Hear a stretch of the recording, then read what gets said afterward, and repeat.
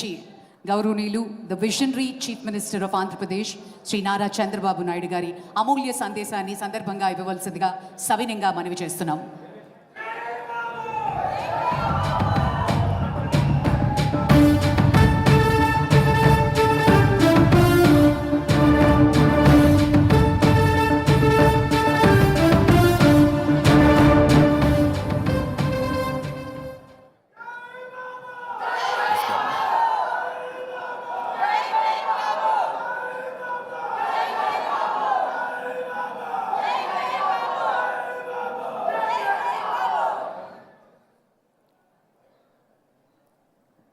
గౌరవనీయులు పూజ్యులు శ్రీ చినజీయర్ స్వామి గారు, గౌరవనీయులు పెద్దలు retired chief justice Shri Ramana గారు, గౌరవనీయులు రఘురామకృష్ణరాజు గారు, మురళీమోహన్ గారు, గౌరవనీయులు తెలంగాణ రాష్ట్ర మంత్రివర్గ సభ్యులు తుమ్మల నాగేశ్వరరావు గారు, నారాయణమూర్తి గారు, తనికళ్ళ భరణి గారు, చంద్రబోస్ గారు, అశోక్ తేజ గారు, వేణుగోపాలాచారి గారు, శ్రీనివాసరెడ్డి గారు, మేడసాని మోహన్ గారు, ఈరోజు ఈ కార్యక్రమానికి ఇచ్చేసినటువంటి సోదరి సోదరులందరికీ అందరికంటే ముందుగా తెలుగు వన్ ఎండి మిత్రులు రవిశంకర్ కంఠమనేని, ఈరోజు మీ ఉత్సాహం చూస్తూ ఉంటే మళ్ళీ పాత రోజులు జ్ఞాపకం వస్తున్న హైదరాబాద్లో ఆ రోజు చేసిన పనులు కానీ ఇవన్నీ జ్ఞాపకం వస్తున్నాయి. అందులో రవిశంకర్ కంఠమనేని మనస్ఫూర్తిగా అభినందిస్తున్నా. నేను ఒక విజన్ని రూపకల్పన చేస్తే ఆ విజన్లో ఫస్ట్ మూవర్ అడ్వాంటేజ్ తీసుకుని బ్రహ్మాండంగా మీరు చూస్తే 2000లో ప్రారంభించాడు. నేను 1996-97లో ప్రపంచంలో ఇంటర్నెట్ రెవల్యూషన్ వచ్చింది. ఆ ఇంటర్నెట్ రెవల్యూషన్ని అడ్వాంటేజ్గా తీసుకోవాలని ఐటీని ప్రమోట్ చేస్తే నేను ఆ సమయంలోనే ఐటెక్ సిటీ పెట్టి ఐటీని ప్రమోట్ చేశాను. ఈరోజు ఇక్కడ ఉండే వాళ్ళందరూ కూడా ఐటీ చేసి ఇటీవల ఒకసారి అనిపిస్తుంది, నేను కష్టాల్లో ఉన్నప్పుడు, నేను జైల్లో ఉన్నప్పుడు మీరు పోరాడిన విధానం నా జీవితంలో ఎప్పుడూ మర్చిపోలేను. అంటే ఒకసారి రాజకీయ నాయకులు అనుకుంటాం మనం పనిచేస్తే ప్రజలు మర్చిపోతాం అనుకుంటాం, కానీ ఒక్కొక్కసారి ఏ విధంగా ప్రజలు స్పందిస్తారనేది నా జీవితంలోనే కాదు, ఎన్ని జన్మలెత్తి మళ్ళీ తెలుగు వాడుగానే పుట్టాలనుకుంటున్నా, ఈ జాతికి సేవ చేయాలని ఆలోచిస్తున్నాను. అలాంటి బ్రహ్మాండమైన స్ఫూర్తిని మీరు ఇచ్చారు. అయితే ఈరోజు ఇక్కడికి వచ్చినప్పుడు 2000 సంవత్సరంలో తెలుగు వన్ డిజిటల్ ప్రయాణం, ఈరోజు 400 ఛానల్స్ మొత్తం. ఇప్పుడే చెప్పాడు, ప్రపంచంలో ఏ దేశానికి పోయినా తెలుగు వన్ ఉంటుంది. నేను గర్వపడుతున్నా, గర్విస్తున్నా.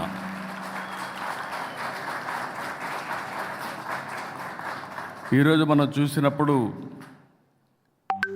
రవిశంకర్ యొక్క కృషిని, పట్టుదలని, ప్రతిభని, అన్నింటికంటే ముఖ్యంగా నేను ఒక విజన్ పెట్టుకుంటే నా విజన్కి ప్యారలల్గా ఇంకొక విజన్ తయారు చేసుకొని ఒక పెద్ద ఎంపైర్ తయారు చేసుకున్నాడు.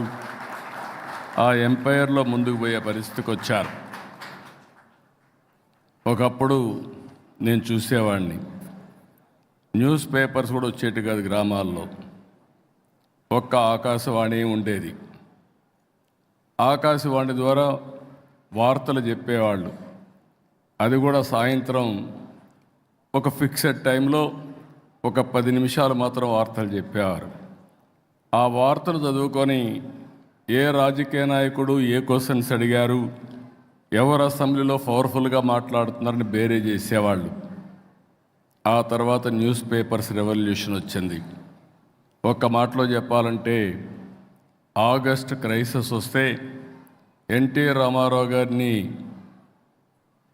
మెజారిటీ ఉన్న అప్రజాస్వామికంగా పదవిని తీసేస్తే ఒక ఈనాడు చూపించిన చొరవ 30 రోజుల్లో మళ్ళీ ఎన్టీ రామారావు గారు ముఖ్యమంత్రిగా ప్రమాణం చేసే పరిస్థితికి వచ్చారు.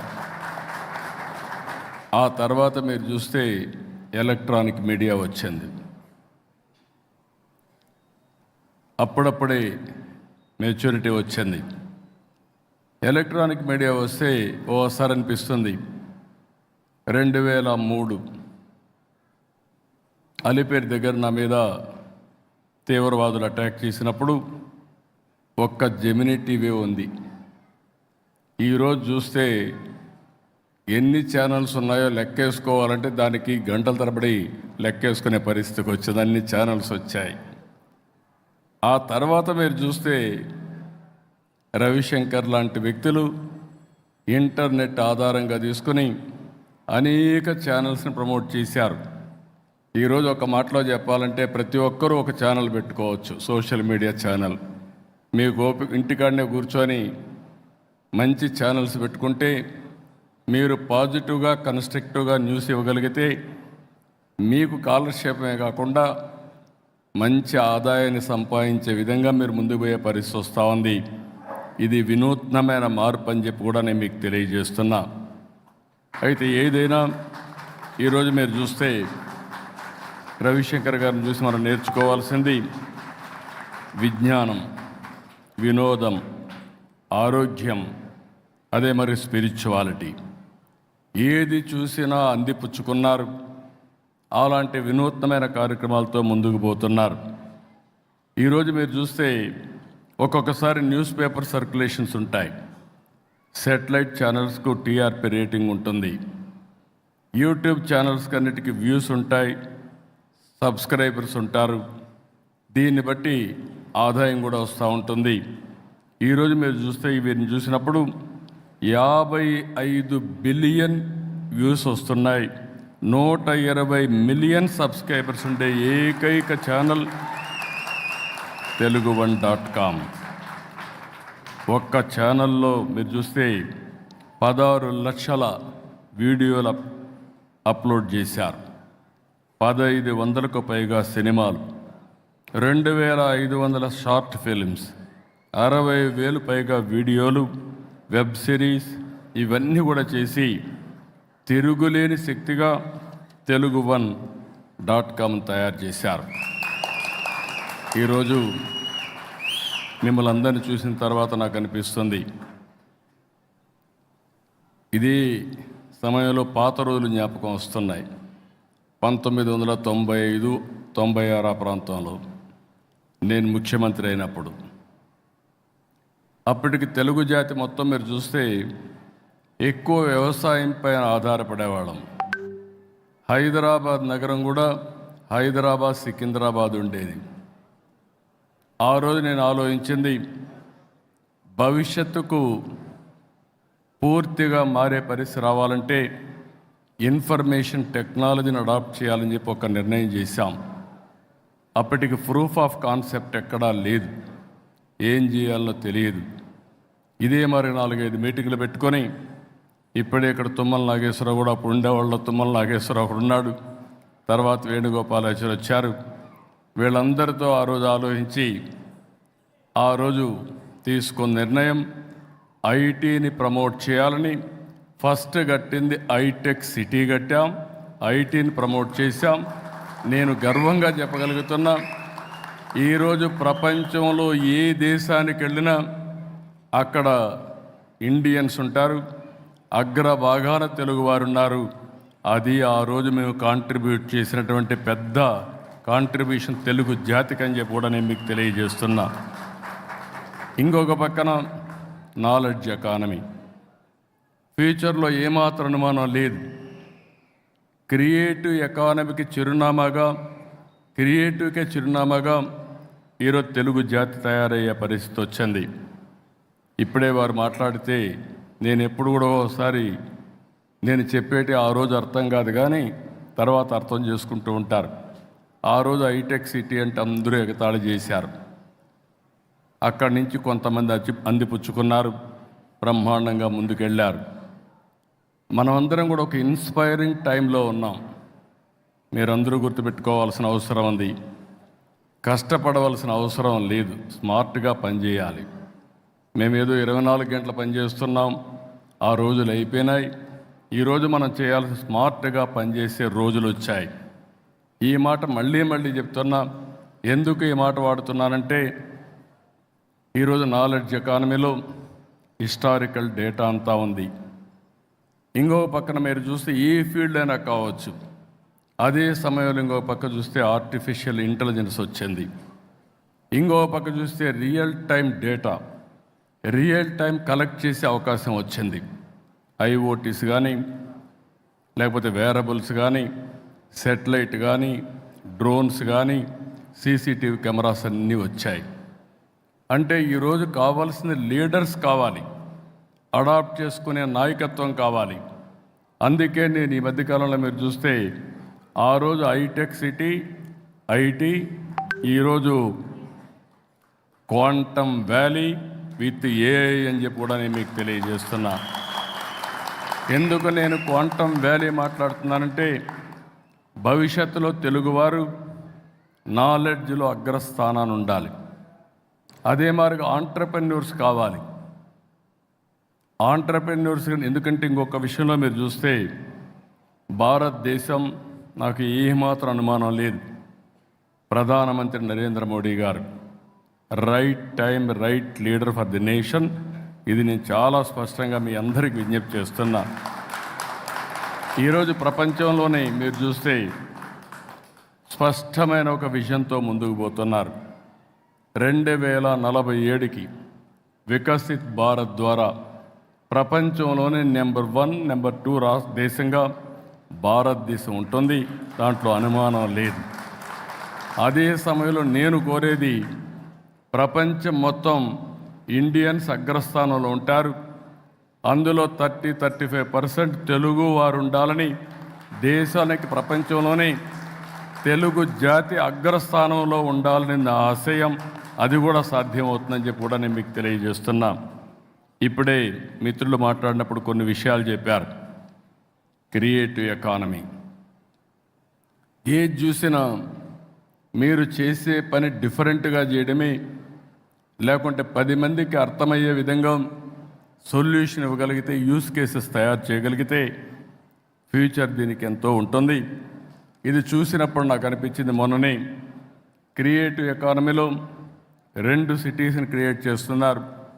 ఒకటి బాంబేలో, రెండోది అమరావతిలో. అమరావతి క్రియేటివ్ ఎకానమీ ఒక చిరునామాగా ఉంటుంది. ఈరోజు హైదరాబాద్ ఉంది. హైదరాబాద్ని మీరు చూస్తే one of the most liveable city. ఈరోజు ఆలోచించింది కాదు, 1995లో 95 నుంచి 2000 వరకు బ్లూ ప్రింట్ తయారు చేసి ఎక్కడెక్కడ ఏమి రావాలి, అవుటర్ రింగ్ రోడ్ కానీ, ఎయిర్పోర్ట్ కానీ, హైటెక్ సిటీ కానీ, జినామ్ వ్యాలీ కానీ, ఇలాంటివన్నీ కూడా, ఇన్సూరెన్స్ ఫైనాన్స్ సిటీ కానీ, గచ్చిబౌలి స్పోర్ట్స్ సిటీ కానీ అన్ని ప్లాన్ చేశాం. దానివల్ల ఈరోజు మీరు చూస్తే బెస్ట్ లివబుల్ సిటీగా ఉంది. ఇంకొకటి, జీవితంలో కొంతమంది కొన్ని అవకాశాలు వస్తాయి. భగవంతుడు ఆ అవకాశం నాకు ఇచ్చాడు మీ అందరి ఆశీర్వాదాలతో.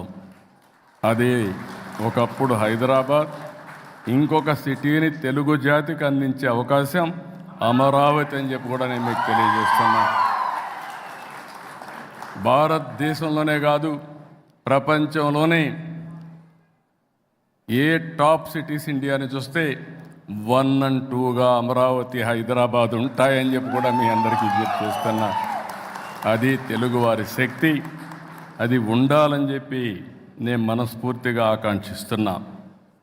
ఇలాంటివి చూసినప్పుడు మళ్ళీ ఒకసారి మీ అందరిని నేను కోరేది, ఏది చేయాలన్నా విశ్వసనీయత కావాలి. ఓసారి మనం అనుకుంటాం, ఈరోజు మనం చేసే పని ప్రజలు నమ్ముతున్నారా, దీనివల్ల లాభం ఉంటుందని ఆలోచిస్తాం. కానీ ఒక వ్యక్తికి కానీ, ఒక నాయకుడికి కానీ, ఒక మీడియాకు కానీ, లేకుంటే ఒక ఎన్జిఓకి కానీ విశ్వసనీయత ఉండాల్సిన అవసరం ఉంది. ముఖ్యంగా మనం చూస్తే స్వాతంత్ర ఉద్యమం, పత్రికలు, జర్నలిస్టే కీలకమైన పాత్ర పోషించారు. ఆ తర్వాత రాను రాను పోటీ ప్రపంచంలో మనం చూస్తే విలువలు పడిపోయే పరిస్థితి వస్తూ ఉంది. ఇటీవల సోషల్ మీడియా మామూలుగా లేదు. మామూలుగా ఎంత లాభాలు ఉన్నాయో అంత నష్టాలు కూడా ఉన్నాయి. కొంతమంది సోషల్ మీడియాని ఒక వేదికగా తీసుకుని క్యారెక్టర్ అసాసినేషన్కి కానీ, రాంగ్ న్యూస్ని ప్రొజెక్ట్ చేయడానికి కూడా ఇష్టానుసారంగా ప్రవర్తించే పరిస్థితి వస్తున్నారు. దీన్ని నేను పూర్తిగా వ్యతిరేకిస్తున్నానని చెప్పను కానీ, కంట్రోల్ చేయాలని చెప్పను కానీ నియంత్రణ అవసరం. ఆ నియంత్రణ చేయకపోతే ఇండల్లో ఉండే ఆడబిడ్డల క్యారెక్టర్ని కూడా అసాసినేట్ చేస్తూ చాలా సమాజానికి హాని జరిగే పరిస్థితి వస్తుంది. నేను అందుకే ఈరోజు ఏదైతే మిత్రులు చెప్పినటువంటి కంఠమనేని చెప్పినట్టు దానికి ఏకీభవిస్తున్నా. ఏ విధంగా చేయాలో చర్చ జరగాల్సిన అవసరం ఉంది. చర్చ జరిగిన తర్వాత అటు గవర్నమెంట్ ఆఫ్ ఇండియా కానీ, ఇటు రాష్ట్ర ప్రభుత్వాలు కానీ అందరం కూడా ఆలోచించి ఏ విధంగా రైట్ మీడియాని ఏ విధంగా ప్రోత్సహించాలి, లేకపోతే ఎంటర్టైన్మెంట్ క్రియేటివిటీకి ఏమాత్రం అడ్డంకి లేకుండా ఏ విధంగా చేయాలి. అదే సమయంలో క్యారెక్టర్ అసాసినేషన్ కానీ, కొంతమంది కొన్ని దుర్మార్గమైన ఆలోచనలు చేసినప్పుడు వాళ్ళని ఎట్లా కంట్రోల్ చేయాలో చేయాల్సిన అవసరం, బాధ్యత మనందరిపైన ఉందని చెప్పి కూడా నేను మీకు తెలియజేసుకుంటూ, ఫైనల్గా రవిశంకర్ గారిని మరొకసారి మనస్ఫూర్తిగా అభినందిస్తున్న. Wonderful work. మీరు అన్నట్టు చాలాసార్లు మీతో కలిసి డయాస్ పంచుకోవాలనుకున్నాను కానీ నాకు టైం దొరకకుండా రాలేకపోయాను. ఈరోజు మీతో కలిసి మీరు చేసిన పనులు నేను చూశాను.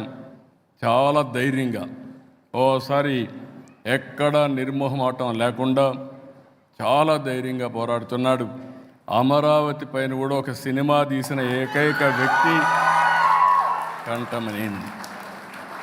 చాలామంది భయపడే రోజులు, అలాంటి రోజుల్లో న్యాయం, ధర్మం, అమరావతికి అన్యాయం జరిగిందనే ఉద్దేశంతో ఒక సినిమా కూడా తీసి కడాన దానికి సెన్సార్షిప్ అడ్డంకులు పెడితే యూట్యూబ్లో రిలీజ్ చేసిన వ్యక్తి కంఠమనేని చెప్పి కూడా నేను మీకు తెలియజేస్తున్నా.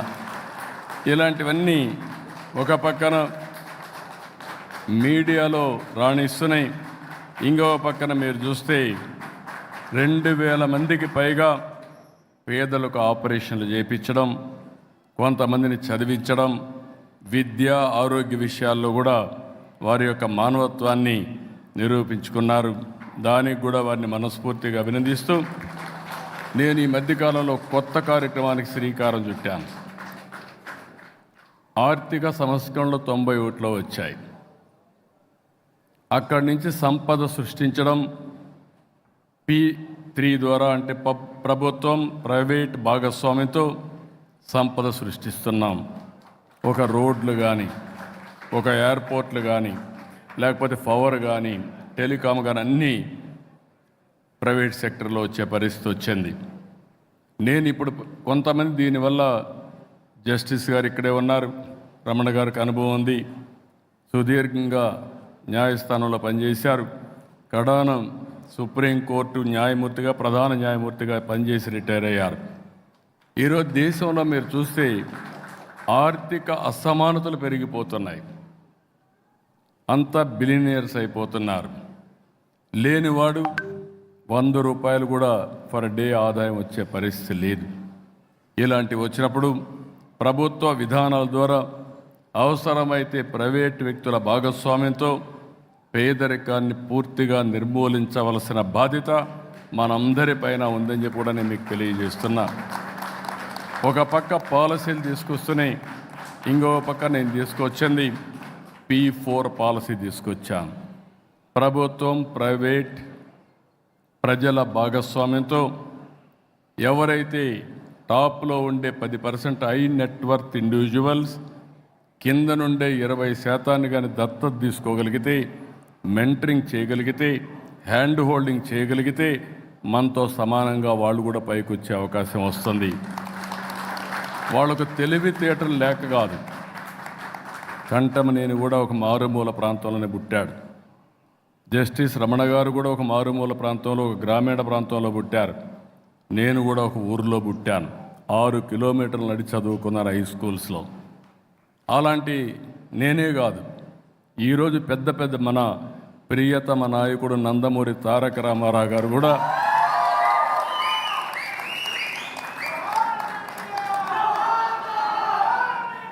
ఆయన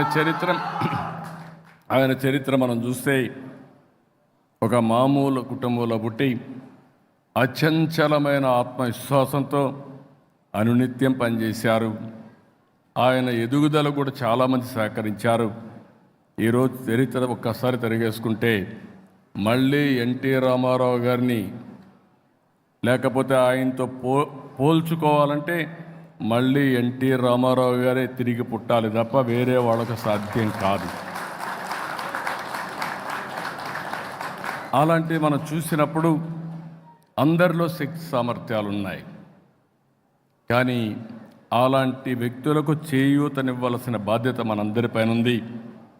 నాకు ఏమాత్రం అనుమానం లేదు, భారతదేశం is a great country, great nation. ఇండియన్స్తో పోటీ పడే మనుషులు ప్రపంచంలో ఎక్కడా లేరు. ఈ విషయం కూడా మీరు గుర్తుపెట్టుకోండి. దీనికి 2-3 కారణాలు. ఒకటి, 1991లో ఆర్థిక సంస్కరణలు, పోటీ ప్రపంచం ప్రారంభమైంది. 95లో నేను ఇవన్నీ స్టార్ట్ చేశాను. రెండోది, టెక్నాలజీ వచ్చింది. ఇంటర్నెట్ రెవల్యూషన్ ఎర్లీ 90స్లో వచ్చింది. అక్కడి నుంచి మీరు చూస్తే ఫస్ట్ మూవర్ అడ్వాంటేజ్ ఇండియన్స్ తీసుకున్నారు, అందులో తెలుగు వాళ్ళు అడ్వాంటేజ్ తీసుకున్నారు. మూడోది, మనం ఊహించింది డెమోగ్రఫిక్ డివిడెండ్. ప్రపంచంలో యంగ్స్టర్స్ ఉండే ఏకైక దేశం భారతదేశం. ఈరోజు భారతదేశం ప్రపంచం మొత్తం సేవలు అందించగలుగుతుందంటే దానికి కారణం యువత. ఇక్కడ కూడా మీరు చూస్తున్నారు, ఈ ఈలలు కేకలు వస్తున్నాయంటే మా యూతే కేకలేస్తున్నారు, ఈలలు వేస్తున్నారు, ఎనర్జీ సృష్టిస్తున్నారు. ఇవన్నీ పాసిబిలిటీస్ వస్తున్నాయంటే భవిష్యత్తులో కూడా ఈ యువత అద్భుతాలను సృష్టించబోతుంది. నాకు ఏమాత్రం అనుమానం లేదు, మీ అందరికీ చెప్తున్నా, స్కై ఈజ్ ది లిమిట్. ఒకప్పుడు పనికి పోతేనే పని, ఈరోజు మీరు పనికి పోతే కాదు, మీకు ఎప్పుడు సమయం దొరికితే అప్పుడు పనిచేసే అవకాశం వచ్చింది. ఇప్పుడు ఫ్లెక్సిబుల్ వర్కింగ్ వచ్చేసింది. ఒకప్పుడు ఆఫీసుకు పోతేనే జీతం, ఇప్పుడు ఆఫీసుకు పోవక్కర్లా, ఇంట్లో కూర్చొని వర్క్ ఫ్రమ్ హోమ్ పని చేసుకుంటే ఇప్పుడు డబ్బులు వచ్చే పరిస్థితి వచ్చింది. ఒకప్పుడు మగవాళ్లే పని చేస్తారనుకునేవాళ్ళు, ఇప్పుడు మీకంటే ఆదాయం ఆడబిడ్డలు ఎక్కువ సంపాదిస్తున్నారు. This are all realities. పోటీ ప్రపంచంలో మనం చూస్తే ఈ ఎకానమీలో, క్రియేటివ్ ఎకానమీలో ఎవరికి ఎక్కువ నాలెడ్జ్ ఉంటే వాళ్ళు ముందుకు పోయే పరిస్థితి వస్తూ ఉంది. ఈ పోటీ ప్రపంచంలో ఒకటే నేను చెప్తున్నా మీ అందరికీ, నేను కూడా ప్రపంచం ఏం జరుగుతుందో అధ్యయనం చేసి మీకు స్ఫూర్తినివ్వడం నా బాధ్యత, దాన్ని అందిపుచ్చుకోవడం తెలుగు జాతి బాధ్యత అని చెప్పి మరొక్కసారి మీ అందరికీ విజ్ఞప్తి చేసుకుంటూ, ఈరోజు తెలుగు వన్ స్ఫూర్తి పురస్కార గ్రహీతలు, నేను ఎందుకంటే అర్జెంటుగా మళ్ళీ అమరావతికి వెళ్తున్నాను కాబట్టి మీ అందరి అనుమతి తీసుకొని వీళ్ళందరికీ అభినందనలు చెప్పి నేను వెళ్ళాలనుకుంటున్నా.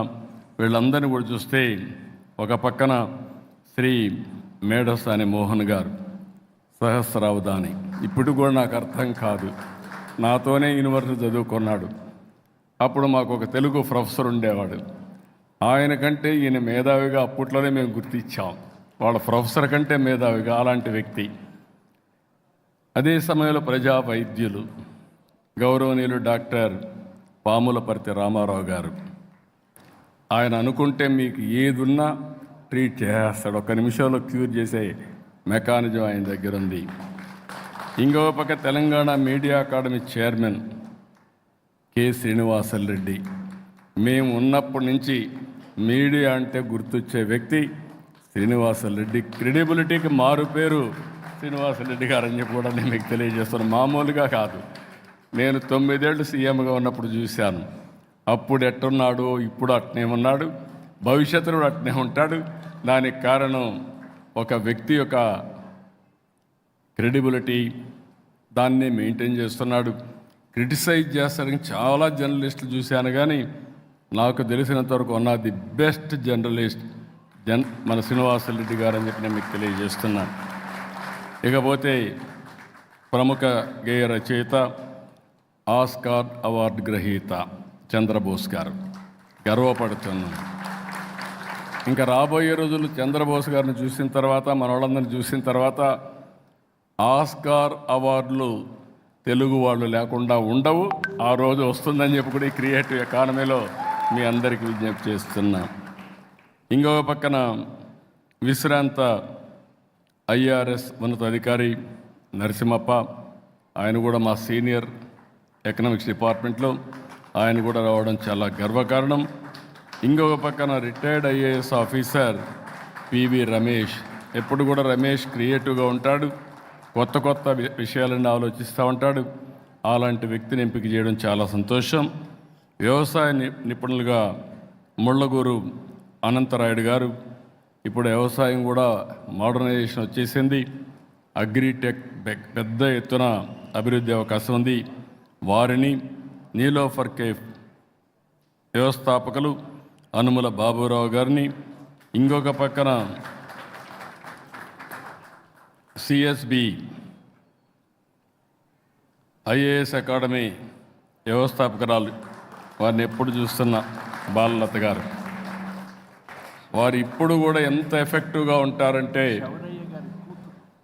మా శౌర్య గారి కూతురు శౌర్య గారు కూడా one of the best journalist, very simple man. ఆ అమ్మాయిని చూసినప్పుడు నాకు గర్వకారణం. ఏమాత్రం అధైర్యపడకుండా ఐఏఎస్ కోచింగ్ ఇచ్చే పరిస్థితి, అకాడమీ పెట్టి కొన్ని వందల మంది ఐఏఎస్ ఆఫీసర్లు తయారు చేయాలని సంకల్పంతో ముందుకు పోతున్నారు. వారిని కూడా మనస్ఫూర్తిగా అభినందిస్తూ, ఇకపోతే స్వర్ణ భారత్ ట్రస్ట్ దీపా వెంకట్ గారు, వెంకయ్యనాయుడు గారి కుమార్తె. బట్ రాబోయే రోజుల్లో వెంకయ్యనాయుడు కుమార్తెగా కాకుండా దీపా వెంకట్ గారి తండ్రిగా వెంకయ్యనాయుడు గుర్తించుకునే విధంగా సర్వీస్ చేసి ప్రజల గుండెల్లో ఉంటారని చెప్పి కూడా నేను మీకు తెలియజేస్తున్నా. ఇలాంటి మంచి వ్యక్తులకి అవార్డ్స్ ఇవ్వడం, ఇలాంటి సమయంలో నేను లేకపోవడం కొంచెం బాధేసిన, మళ్ళీ వెళ్ళాలి కాబట్టి మీ పర్మిషన్ తీసుకుంటున్నా. ఎప్పటికప్పుడు మనం మాట్లాడుకుందాం. గుర్తుపెట్టుకోండి, మళ్ళీ క్రియేటివ్ ఎకానమీలో నెంబర్ 1గా తెలుగు జాతి ఉండాల్సిన బాధ్యత ఉంది. భవిష్యత్తు క్రియేటివ్ ఎకానమీదని చెప్పి నేను మీకు తెలియజేస్తూ, దానికి స్ఫూర్తిని ఇస్తున్నటువంటి మన కంఠమనేని మళ్ళీ ఒకసారి తెలుగు 1 ఇక్కడ పనిచేసి ఆయన ఒక మాట అన్నాడు, చాలా సంతోషం. రిటైర్ అయిన వాళ్ళకి అందరికీ మళ్ళా ఉద్యోగాలు ఇచ్చాడు. ఎందుకంటున్నానంటే, రిటైర్ అయితే ఆటోమేటిక్గా మీరు రిటైర్ అనే మాట మీ మనసులో వస్తే మీరు ముసలాళ్ళు అయిపోతారు. కానీ మీరు బతికున్నంత వరకు పనిచేయాలని తపనుంటే మీ మైండ్ అండ్ బాడీ పర్ఫెక్ట్గా ఉంటుంది. ఇంకొకసారి రిటైర్మెంట్ అనేది నోషన్, నా ఉద్దేశం. ఎవరైతే బెస్ట్ ప్రొడక్టివిటీ ఇవ్వగలిగిన వాళ్ళు 60-80 సంవత్సరాల్లో బెస్ట్ ప్రొడక్టివిటీ ఇచ్చే అవకాశం ఉంది. ఆ విషయం కూడా గుర్తుపెట్టుకోవాల్సిందిగా నేను కోరుకుంటూ, ఒక విధంగా చెప్పాలంటే హాస్పిటల్ ఖర్చు తగ్గిస్తున్నాడు కంఠమనేని. వీళ్ళందరికీ ఇక్కడ ఉద్యోగాలు ఇచ్చి ఫుల్గా ఎంగేజ్ చేసి వాళ్ళ అనుభవాన్ని, క్రియేటివిటీని ఉపయోగించుకుంటూ సమాజం కోసం ముందుకు పరిస్తున్నారు. వారిని కూడా అభినందిస్తూ, మరొక్కసారి ఈ యొక్క తెలుగు 1 తెలుగు వన్ భారతదేశంలో కాదు, ప్రపంచంలోనే కాదు, అన్ని దేశాల్లో అన్ని భాషల్లో నెంబర్ వన్గా ఉండాలని. ఇప్పుడు తెలుగు వన్ పెట్టావు, రేపు అన్ని భాషల్లో కూడా ఎంటర్ కండి, అన్ని భాషల్లో కూడా డామినేట్ చేస్తూ మీరు నెంబర్ వన్ స్థానానికి చేరాలని, ఈ డిజిటల్ యుగంలో మీరు ఒక ఎంపైర్ క్రియేట్ చేయాలని మరొకసారి ఆశిస్తూ అందరికీ నమస్కారాలు. జై హింద్, జై జన్మభూమి.